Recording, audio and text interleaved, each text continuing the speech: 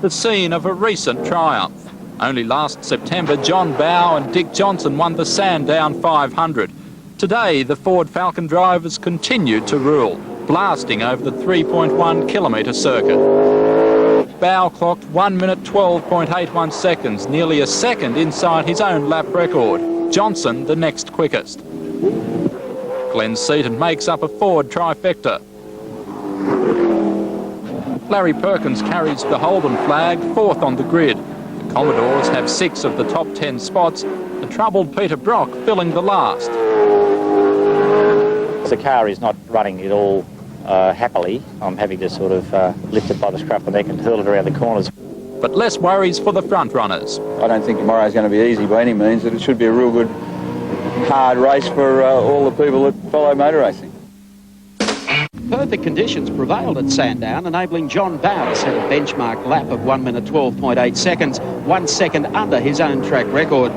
7 drivers tied in under the mark, with Bowe and Dick Johnson in their Shell FAI Falcon securing the front row for the championship opener. We finished 94 on a high, and we'd like to continue that way, so starting first is the best way to do it. Glenn Seaton was only marginally slower, but a couple of braking binds put teammate Alan Jones down the queue behind Larry Perkins and Wayne Gardner, the day's big improver in the Coke Commodore. Hurdling the ripple strips was common practice for most of the top 10 qualifiers, and although it's early days yet, the new EF Falcon appears to have a slight edge over the VR Commodore, with Bowe keen to establish a big points break while Mark Scaife sits out the Sandown opener. Mike Raymond reporting for SportsWorld. Moffat. Welcome, gentlemen, and I guess, Mike, the first question, what's the weather like? Bruce, it's Melbourne.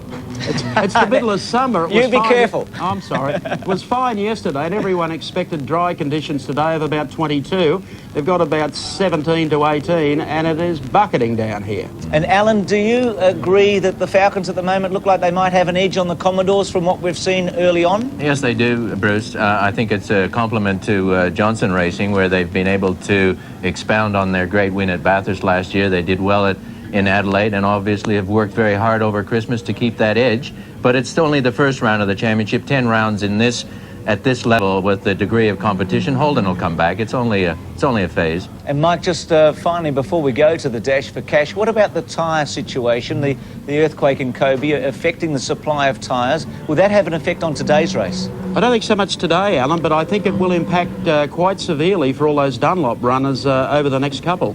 Well, I think the thing that has to be noted with reference to Dunlop, Bruce, is that they supply the majority of the rest of the field, not just the top teams, and it might be tight on some of those privateers that are already struggling. Well, Mike, I know that Bowe and Johnson particularly as a team had a great day yesterday, and they're well placed as we're about to have the draw, I think, for the Dash for Cash. Yes, Bruce. This year, of course, they have opened the field up. Last year we had the top 6. Today we've had the top 10, so it's been expanded. Same number of laps here at Sandown.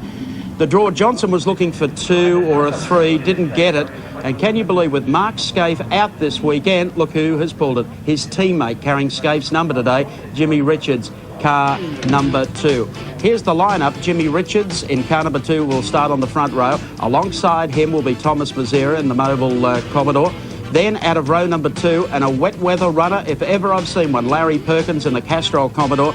Position 4 is Alan Jones in the Peter Jackson Falcon V8. Then we look at row number 3, Dick Johnson and John Bowe. What would be the chances of the two of them pulling side by side out of the third row? Fourth row inside will be Neil Crompton in the Coca-Cola Commodore. And then on the outside of him, Glenn Seaton, the Peter Jackson Falcon. And, of course, the last row, Wayne Gardner in the Coke Commodore and Peter Brock in the Mobile Commodore VR. So that's a pretty good-looking lineup. This morning, of course, with the rain coming down, we've had a couple of cars go off in the morning warm-up, which has set things back here. But Andy Raymond has got a very special guest. We're all looking forward to Mark Scaife joining us here today to go racing. But after that terrible shunt at Eastern Creek a few weeks ago, Mark Scaife has elected not to run today, and I think quite wisely, because he's still black and blue. Well, if he's not happy with his own fitness, he's the one that has to make that choice, but it hurts his championship points. But being the champion in his, I know he'll come back with a vengeance. We always try to find a good job for Andy. Today it's out in the rain. Down to him. Yeah, thanks, Mike. A miserable day here at Sandown, and the weather was pretty much like this on January 19. It was practice for the Eastern Creek Triple Challenge, and my guest at this moment, Mark Scaife, this weather would bring back bad memories. Yeah, I think I made the right decision today, mate, didn't I? But, you know, I feel sorry for John Davison, to be honest. It was a great day yesterday, and he's done a great job with the promotion and the circuit, and for it to rain so early on Sunday morning is bad news. Mark, the question everyone's asking is how you're feeling at the moment. You know, I feel okay. I'm still a little bit sore. Obviously, I've got some rib cartilage damage, but I did a few laps in the car at Calder the other day, and yeah, it was pretty painful. Yeah, one of these V8 touring cars certainly throws you around. That'd be the last thing you'd need. Tell me, you've been to physio and you go to another radiologist later this week. Yeah, that's the go at the moment. I've just got to have a few more things done to sort of see what sort of recuperation things that we can do in terms of trying to sort of hurry some things along, and probably in terms of the forces in the car and the bumps, you know, that's what we've got to try to compensate for. Mark, when can we expect to see you back in the Winfield car? Hopefully for Simmons Plains and Tassie, so that should be great. And today's race in the wet weather, is that going to suit your teammate Jim Richards? No, well, you know, I think Richard will take a fair bit of beating, but, you know, there's a lot of guys that are going to go very, very well, and the cars are very, very close, so it should be a great race. Mark, I know you're not much of a spectator, but enjoy your day. Thanks, mate. He's a wonderful young guy, Mark Scaife. Sorry to see him out of the opening round of the championship. As I said, the morning warm-up, well, John Bowe is on pole, but at the moment he's in a sand trap. And that's held up proceedings here at Sandown International Raceway. Huge crowd flocking in here for the opening round of the Shell Touring Car Nationals. And we'll have that for you, Bruce, a little later in the show. We'll come back with